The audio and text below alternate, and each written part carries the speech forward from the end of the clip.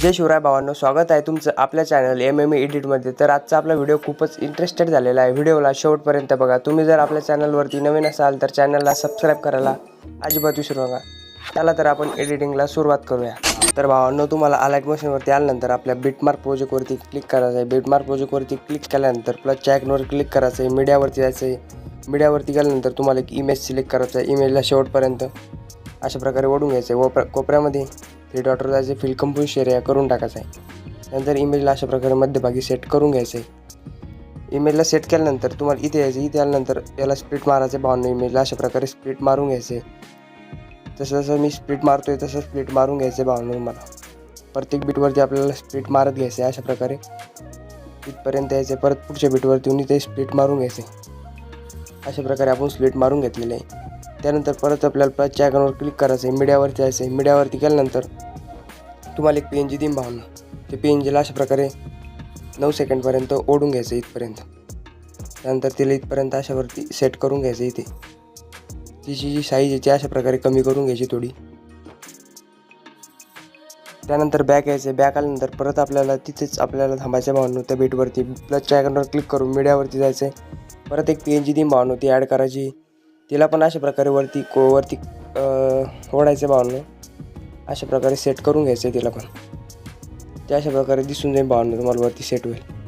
त्यानंतर परत प्लसच्या आयकॉनवर क्लिक करायचं आहे। मीडियावरती जायचं आहे। तुम्हाला एक इफेक्ट देईन भावांनो मी बॅकग्राऊंड, त्याच्यावरती क्लिक करायचं आहे। मूव्ह अँड ट्रान्सफरवरून रोटेटच्या ऑप्शनवरती क्लिक करून त्याला 90 डिग्रीपर्यंत घ्यायचे भावांनो अशा प्रकारे।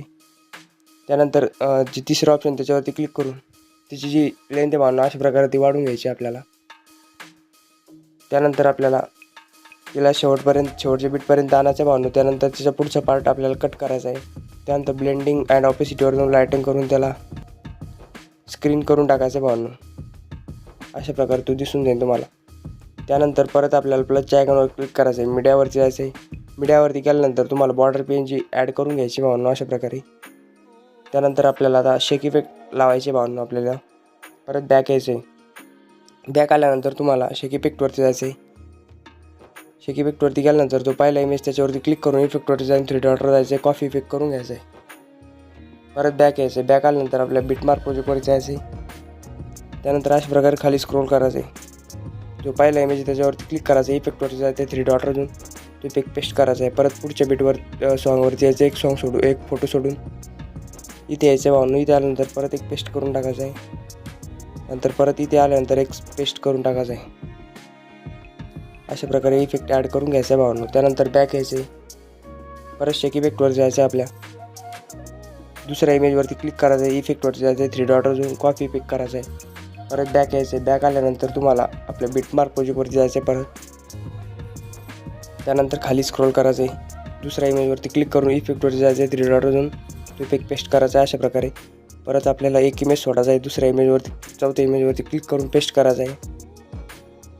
त्यानंतर परत आपल्याला जो 6वा इमेज त्याच्यावरती क्लिक करायचा आहे। इफेक्टवरती जाऊन 3 डॉटवर जायचं आहे। पेस्ट करून टाकायचं आहे। परत बॅक यायचं आहे। शेक इफेक्टवरती जायचं आहे। आपल्या शेक इफेक्टवरती गेल्यानंतर तुम्हाला अशा प्रकारचा एक लॉंग जो इमेज आपला त्याच्यावरचा जो इफेक्ट आहे तो ॲड करायचा आहे तुम्हाला। इफेक्टवर जायचं आहे। 3 डॉटवर जाऊन कॉफी इफेक्ट करायचा आहे। परत बॅक यायचं आहे।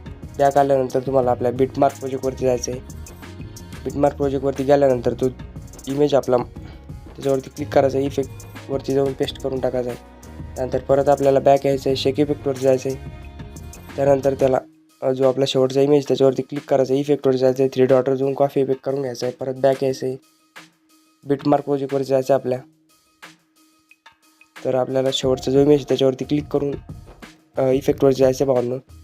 3 डॉटवर जाऊन पेस्ट करून टाकायचं आहे। अशा प्रकारे काही इफेक्ट दिसून जाईल भावांनो तुम्हाला तो।